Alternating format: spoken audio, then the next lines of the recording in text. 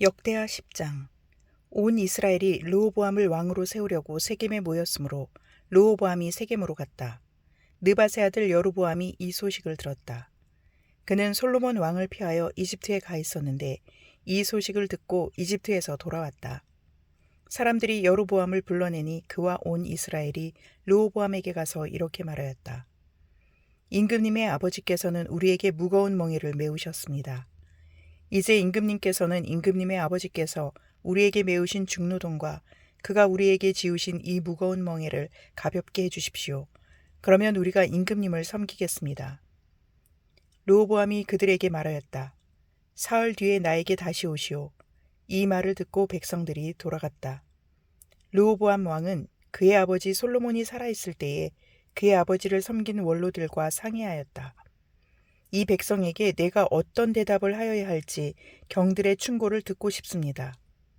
그들은 르호보암에게 이렇게 대답하였다. 임금님께서 이 백성에게 너그럽게 대해주시고 백성을 반기셔서 그들에게 좋은 말로 대답해 주시면 이 백성은 평생 임금님의 종이 될 것입니다. 원로들이 이렇게 충고하였지만 그는 원로들의 충고를 무시하고 자기와 함께 자라 자기를 받드는 젊은 신하들과 의논하며 그들에게 물었다. 백성이 나에게 선친께서 메워주신 멍에를 가볍게 해달라고 요청하고 있어. 이 백성에게 내가 어떤 대답을 해야 할지 그대들의 충고를 듣고 싶소. 왕과 함께 자라난 젊은 신하들이 그에게 말하였다. 이 백성이 임금님의 아버지께서 그들에게 메우신 무거운 멍에를 가볍게 해달라고 임금님께 요청하였습니다. 그러나 임금님께서는 이 백성에게 이렇게 말씀하십시오. 내 새끼 손가락 하나가 내 아버지의 허리보다 굵다. 내 아버지가 너희에게 무거운 멍에를 메우셨으나 나는 이제 너희에게 그것보다 더 무거운 멍에를 메우겠다. 내 아버지께서는 너희를 가죽채찍으로 매질하셨으나 나는 너희를 쇠채찍으로 치겠다 하고 말씀하십시오.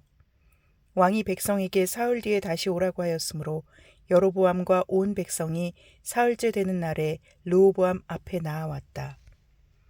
왕은 원로들의 충고를 무시하고 백성에게 가혹하게 대답하였다. 르호보암 왕은 젊은 신하들의 충고를 따라 백성에게 이렇게 대답하였다. 내 아버지가 당신들에게 무거운 멍에를 메우셨으나 나는 이제 당신들에게 그것보다 더 무거운 멍에를 메우겠소. 내 아버지께서는 당신들을 가죽채찍으로 매질하셨으나 나는 당신들을 쇠채찍으로 치겠소. 왕이 이처럼 백성의 요구를 들어주지 않았으니 하나님께서 일이 그렇게 뒤틀리도록 시키셨던 것이다. 주님께서 이미 실로 사람 아히야를 시키셔서 느밧의 아들 여로보암에게 하신 말씀을 이루시려는 것이었다. 온 이스라엘은 왕이 그들의 요구를 전혀 듣지 않는 것을 보고 왕에게 외쳤다. 우리가 다윗에게서 받을 몫이 무엇이냐? 이새의 아들에게서는 받을 유산이 없다. 이스라엘아, 각자 자기의 장막으로 돌아가라. 다윗이여, 이제 너는 너의 집안이나 돌보아라. 그런 다음에 온 이스라엘은 각자 자기들의 장막으로 돌아갔다. 그러나 유다의 여러 성읍에 살고 있는 이스라엘 자손은 르호보암의 통치 아래에 남아 있었다. 르호보암 왕이 강제노동 감독관 하도람을 이스라엘 자손에게 보내었더니 이스라엘 자손이 그를 돌로 쳐서 죽였다. 그러자 르호보암 왕은 급히 수레에 올라서 예루살렘으로 도망하였다. 이렇게 이스라엘은 다윗 왕조에 반역하여 오늘에 이르렀다. 역대하 11장. 르호보암이 예루살렘에 이르러 유다와 베냐민 가문에 동원령을 내려서 정병 18만 명을 소집하였다. 그는 이스라엘과 싸워서 왕국을 다시 르호보암에게 돌리려고 하였다. 그러나 그때에 주님께서 하나님의 사람 스마야에게 말씀하셨다. 너는 솔로몬의 아들 유다의 르호보암 왕과 유다와 베냐민 지방의 온 이스라엘에게 이 말을 전하여라. 나 주가 말한다. 일이 이렇게 된 것은 내가 시킨 것이다. 너희는 올라가지 말아라. 너희의 동족과 싸우지 말고 각자 집으로 돌아가거라. 그들은 이러한 주님의 말씀을 듣고 여로보암을 치러 가던 길을 멈추고 돌아섰다. 르호보암은 예루살렘에 자리 잡고 살면서 유다 지방의 성읍들을 요새로 만들었다. 베들레헴과 에담과 드고아와 벳술과 소고와 아둘람과 가드와 마레사와 십과 아도라임과 라기스와 아세가와 소라와 아얄론과 헤브론이 그가 유다와 베냐민 지방에 세운 요새 성읍들이었다. 그는 이 요새 성읍들을 강화하고 거기에 책임자를 임명하고 양식과 기름과 술을 저장하여 두었다. 각 성읍마다 방패와 창을 마련하여 두어 성읍들을 크게 강화하였다. 이렇게 유다와 베냐민은 르호보암의 통치하에 들어갔다. 이스라엘 전국에 있던 제사장들과 레위 사람들이 모두 자기들이 살던 지역을 떠나 르호보암에게로 왔다. 레위 사람들이 목장과 소유지를 버리고 유다와 예루살렘으로 온 것은 여로보암과 그의 아들들이 그들에게 주님을 섬기는 제사장 직분을 수행하지 못하게 하고 따로 제사장들을 세워서 여러 산당에서 순념소 우상과 자기가 만든 송아지 우상을 섬기게 하였기 때문이다. 이 밖에도 이스라엘 모든 지파들 가운데서 주 이스라엘의 하나님의 뜻을 찾기로 마음을 굳힌 이들이 주 조상의 하나님께 제사를 드리려고 레위 사람을 따라 예루살렘에 왔다. 그들은 유다 나라를 강하게 하고 솔로몬의 아들 르호보암의 왕권을 확고하게 하여 주었다. 그러나 그것은 3년 동안 뿐이었다. 르호보암이 다윗과 솔로몬의 본을 받아 산 것이 3년 동안이었기 때문이다. 르호보암은 마할랏을 아내로 맞이하였다. 마할랏은 아버지 여리목과 어머니 아비하일 사이에서 태어난 딸이다. 그의 아버지 여리못은 다윗의 아들이고 그의 어머니 아비하일은 이새의 아들인 엘리압의 딸이다. 마할랏과의 사이에서 세 아들 여우스와 스마랴와 사함이 태어났다. 그 뒤에 르호보암은 압살롬의 딸 마아가를 아내로 맞아들였는데 마아가와의 사이에서는 아비야와 아떼와 시사와 슬로밋이 태어났다. 르호보암은 아내 18명과 첩 60명을 거느렸고 그들에게서 아들 28명과 딸 60명을 보았지만 그는 다른 아내들이나 첩들보다 압살롬의 딸 마아가를 더욱 사랑하였다. 르호보암은 마아가의 아들 아비야를 자기의 후계자로 삼을 생각이었으므로 왕자들 가운데서 서열을 가장 높게 하였다. 르호보암은 슬기롭게도 자기 아들들에게 유다와 베냐민 전 지역과 요새 성읍들을 나누어 맡기고 양식도 넉넉하게 되어 주었으며 아내들도 많이 얻어 주었다. 역대하 12장. 르호보암은 왕위가 튼튼해지고 세력이 커지자 주님의 율법을 저버렸다. 온 이스라엘도 그를 본받게 되었다. 그들이 주님께 범죄한 결과로 르호보암 왕이 즉위한 지 5년째 되던 해에 이집트의 시삭 왕이 예루살렘을 치러 올라왔다.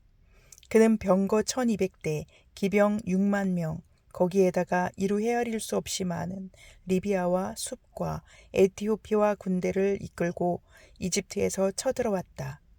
시삭은 유다 지방의 요새 성읍들을 점령하고 예루살렘까지 진군하여 왔다. 그때의 유다 지도자들이 시삭에게 쫓겨 예루살렘에 모여 있었는데 스마야 예언자가 르호보암과 지도자들을 찾아와서 말하였다. 주님께서 이렇게 말씀하십니다. 너희가 나를 버렸으니 나도 너희를 버려 시삭의 손에 내주겠다. 그러자 이스라엘 지도자들과 왕은 자신들의 잘못을 뉘우치고 주님께서는 공의로우십니다 하고 고백하였다. 주님께서는 그들이 이렇게 잘못을 뉘우치는 것을 보시고 다시 스마야에게 말씀을 내리셨다. 이렇게 잘못을 뉘우치니 내가 그들을 멸하지는 않겠으나 그들이 구원을 받기는 해도 아주 가까스로 구원을 받게 하겠다. 내가 내 분노를 시삭을 시켜서 예루살렘에 다 쏟지는 않겠으나 그들이 시삭의 종이 되어 보아야 나를 섬기는 것과 세상 나라들을 섬기는 것이 어떻게 다른지 깨닫게 될 것이다. 이집트의 시삭 왕이 예루살렘을 치러 올라와서 주님의 성전 보물과 왕실 보물을 하나도 남기지 않고 다 털어갔다. 솔로몬이 만든 금 방패들도 가져갔다. 그래서 르호보암 왕은 금방패 대신에 놋 방패들을 만들어서 대궐 문을 지키는 경호 책임자들에게 주었다. 왕이 주님의 성전에 들어갈 때마다 경호원들은 그 놋방패를 들고 가서 경호하다가 다시 경호실로 가져오곤 하였다. 르호보암이 잘못을 뉘우쳤기 때문에 주님께서는 그에게 진노를 거두시고 그를 완전히 멸하지는 않으셨다. 그래서 유다 나라는 형편이 좋아졌다. 이렇게 하여 르호보암 왕은 예루살렘에서 세력을 굳혀 왕의 직무를 수행하였다. 르호보암이 왕위에 올랐을 때에 그는 41살이었다. 그는 주님께서 이스라엘 모든 지파 가운데서 택하여 당신의 이름을 두신 도성 예루살렘에서 17년간 다스렸다. 르호보암의 어머니 나아만은 암몬 사람이다. 르호보암은 주님의 뜻을 찾는 일에 마음을 쓰지 않고 악한 일을 하였다. 르호보암의 행적은 처음부터 끝까지 스마야 예언자의 역사책과 이도 선견자의 역사책에 기록되어 있다. 르호보암과 여로보암은 사는 날 동안 그들은 늘 싸웠다. 르호보암이 죽어서 다윗 성에 안장되자 그의 아들 아비야가 그의 뒤를 이어 왕이 되었다. 시편 147편. 할렐루야. 우리의 하나님께 찬양함이 얼마나 좋은 일이며 하나님께 찬송함이 그 얼마나 아름답고 마땅한 일인가. 주님은 예루살렘을 세우시고 흩어진 이스라엘 백성을 모으신다. 마음이 상한 사람을 고치시고 그 아픈 곳을 싸매어 주신다. 별들의 수효를 헤아리시고 그 하나하나에 이름을 붙여주신다. 우리 주님은 위대하시며 능력이 많으시니 그의 슬기는 헤아릴 수 없다. 주님은 불쌍한 사람을 도와주시며 악인을 땅바닥까지 낮추시는 분이다. 주님께 감사의 노래를 불러드려라. 우리의 하나님께 수금을 타면서 노래 불러드려라. 주님은 하늘을 구름으로 덮으시고 땅에 내릴 비를 준비하시어 산에 풀이 돋게 하시며 들짐승과 우는 까마귀 새끼에게 먹이를 주신다. 주님은 힘센 준말을 좋아하지 않으시고 빨리 달리는 힘센 다리를 가진 사람도 반기지 아니하신다. 주님은 오직 당신을 경외하는 사람과 당신의 한결같은 사랑을 기다리는 사람을 좋아하신다. 예루살렘아, 주님께 영광을 돌려라. 시온아, 내 하나님을 찬양하여라. 주님이 내 문빗장을 단단히 잠그시고 그 안에 있는 내 자녀에게 복을 내리셨다. 내가 사는 땅에 평화를 주시고 가장 좋은 밀로 만든 음식으로 너를 배불리신다. 주님이 이 땅에 명령만 내리시면 그 말씀이 순식간에 퍼져나간다. 양털 같은 눈을 내리시며 재를 뿌리듯 서리도 내리시며 빵 부스러기 같이 우박을 쏟으시는데 누가 감히 그 추위 앞에 버티어 설 수 있겠느냐. 그러나 주님은 말씀을 보내셔서 그것들을 녹이시고 바람을 불게 하시니 얼음이 녹아서 물이 되어 흐른다. 주님은 말씀을 야곱에게 전하시고 주님의 규례와 법도를 이스라엘에게 알려주신다. 어느 다른 민족에게도 그와 같이 하신 일이 없으시니 그들은 아무것도 그 법도를 알지 못한다. 할렐루야. 아멘.